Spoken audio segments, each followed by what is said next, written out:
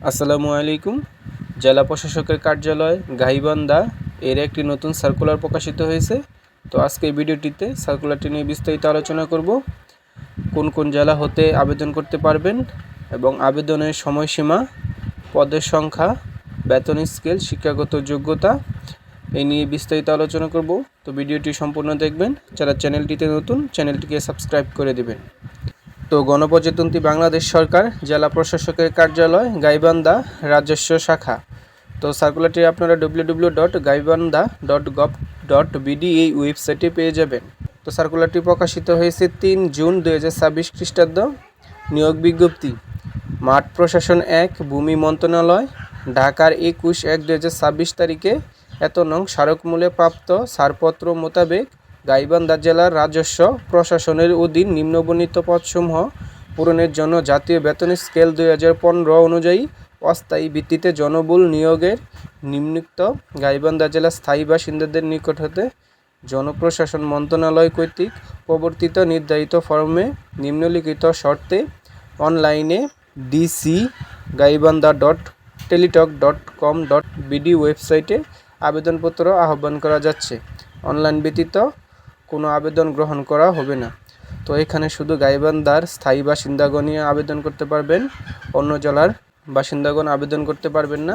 তো আবেদনের জন্য আপনাদের dc.gaibandha.teletalk.com.bd এই ওয়েবসাইটের মাধ্যমে আবেদনপত্র পূরণ করতে হবে।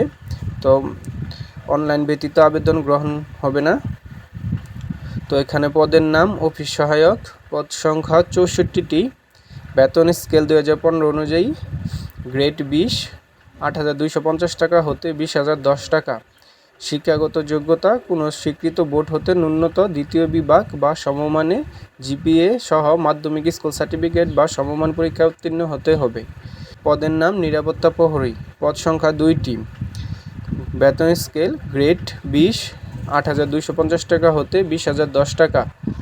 শিক্ষাগত যোগ্যতা, কোনো স্বীকৃত বোর্ড হতে ন্যূনতম দ্বিতীয় বিভাগ বা সমমানের জিপিএস মাধ্যমিক স্কুল সার্টিফিকেট বা সমমান পরীক্ষায় উত্তীর্ণ হতে হবে। তো প্রার্থীর বয়স 1/6/2026 তারিখে অবশ্যই 18 হতে 32 বছরের মধ্যে হতে হবে। বয়স প্রমাণের ক্ষেত্রে এফিডেভিট গ্রহণযোগ্য হবে না।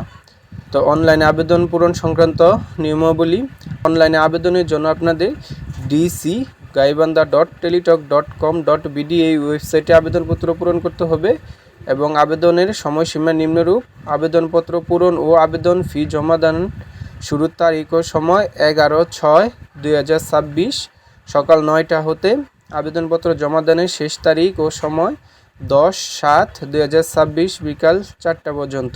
তো এই সময়ের মধ্যেই আপনাদের আবেদন করতে হবে।